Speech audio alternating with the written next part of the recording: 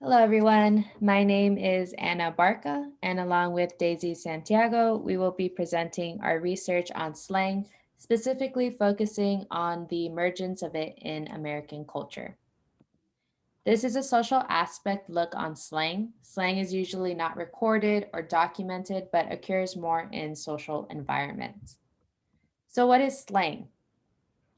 When dealing with slang, you're dealing with lexical semantics, meaning that you're focusing on the meaning. However, with slang, it's also important to note the implications, the tone, the setting in which the slang word is used. According to Britannica, slang is unconventional words or phrases that express either something new or something old in a new way. Slang has a colorful characteristic to it in the sense that it can be vulgar, obscene, and witty. Slang is often socially criticized because of this nature. It's important to look at the social context whenever a word's meaning can be changed or a new slang term arises. Going off this, slang is a complex, difficult, and inevitable language phenomenon. It's an indistinguishable form of speech that can be called a social dialect. This can also be called a speech variety. Looking back at slang history, it's important to know that slang is the diction that results from youth who are playing around with words and renaming things and actions. To define slang a bit better, we wanted to stress the difference between slang and jargon. Slang is characterized by an extreme form of linguistic informality. Not all informal vocabulary is automatically slang, but all slang is highly informal. In contrast to informal talk, the more general term slang implies a high degree of ungrammaticality, and this could explain why it is particularly popular among teenagers. In using slang, there's the use of in group vocabulary, which means a certain group changes the meaning behind a word which only they can understand. This use expresses a desire for social distance from people outside the group and maybe even their mainstream values. Both slang and jargon are similar.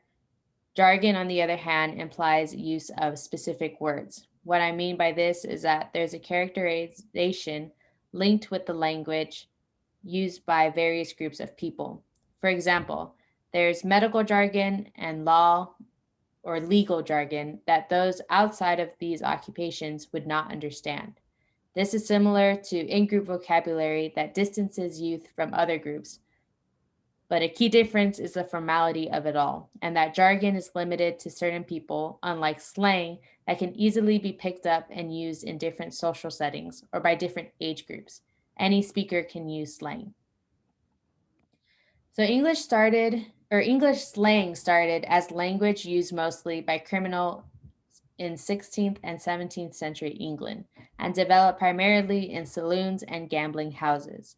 School children at this time were taught that using slang was taboo and improper, but of course, all kids like being rebellious and doing exactly what is told not to be done. So slang began making its way amongst the youth. As time went on, slang began showing up in popular culture such as plays and books, and in the early 1920s, slang had gained the interest of popular writers.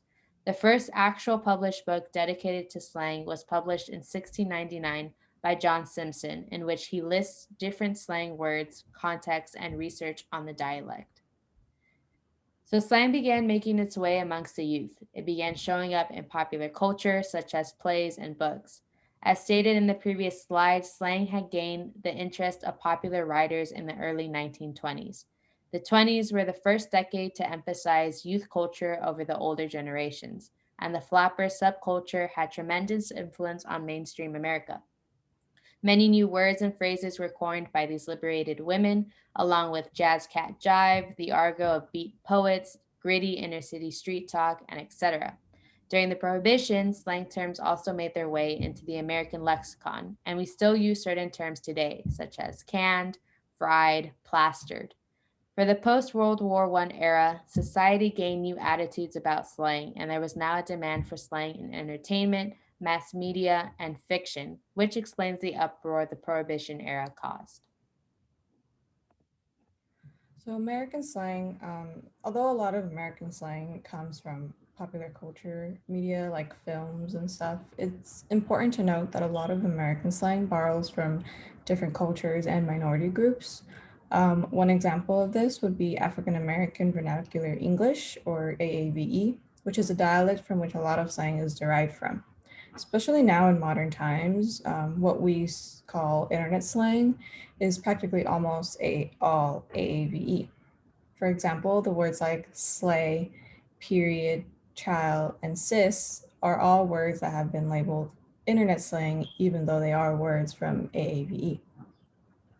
To quickly define AAVE, it derives from the South and consists of differences in pronunciation, grammar, and vocabulary. Acknowledging that these words carry cultural context is important considering the stigma that they carry when they are used by someone who is African American versus someone that's not. A lot of African Americans are stigmatized as uneducated or quote unquote ghetto when talking in their own dialect, like AAVE, but yet when someone non Black uses it, they are considered cool and trendy.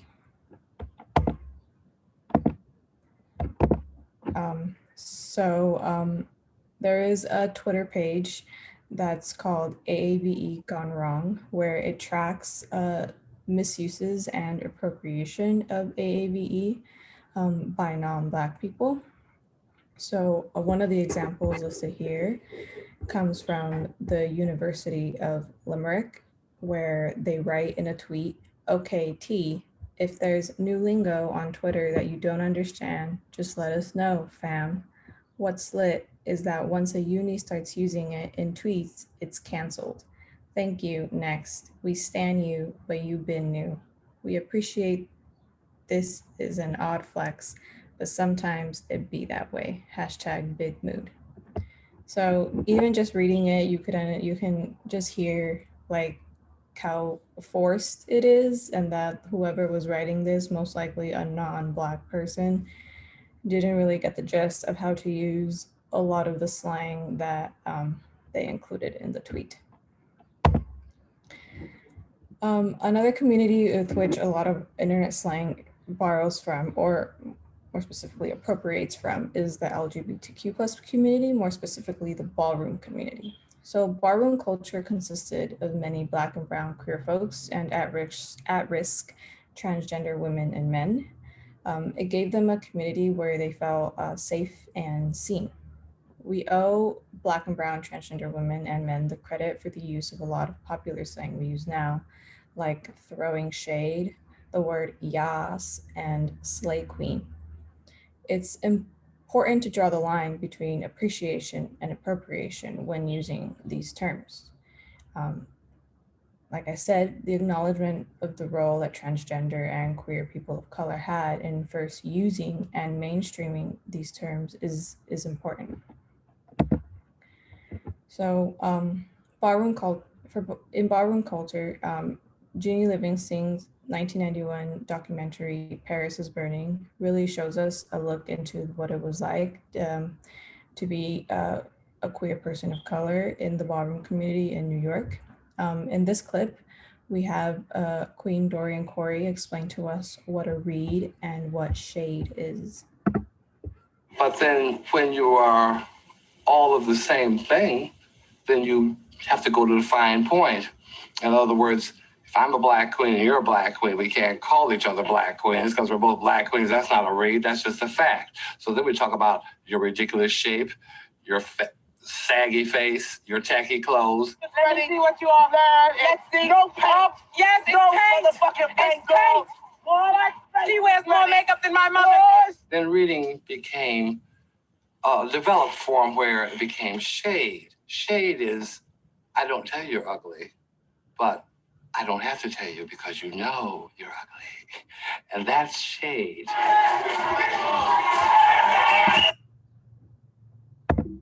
But then. So, full disclosure, slang has been around for a very long time and has evolved along with the times. And it's important to acknowledge and take into consideration where our everyday slang comes from as to not cross the line between appreciation and appropriation.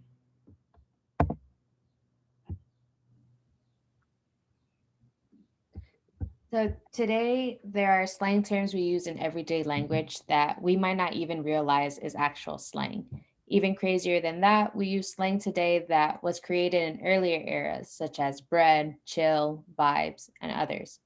To finish off our presentation, we wanted to share this video of a common phrase used within millennial and Gen Z culture that emphasizes how we still use slang from other eras throughout history.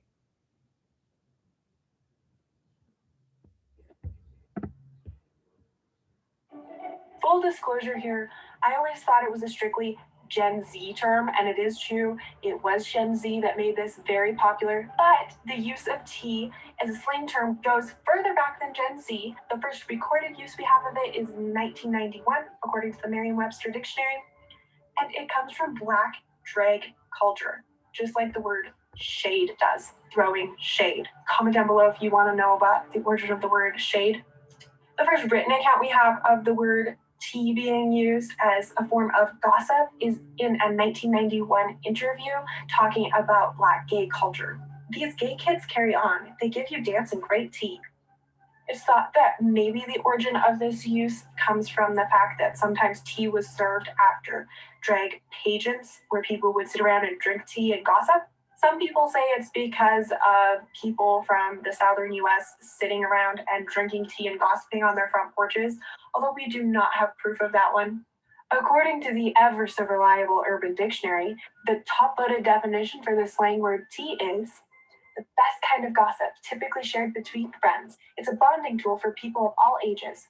Tea is usually about someone you know, but it can also extend to celebrities, random internet sandals, etc. The examples they give are, ugh, I've missed so much. What's the tea, sis? I heard some tea about Saturday night.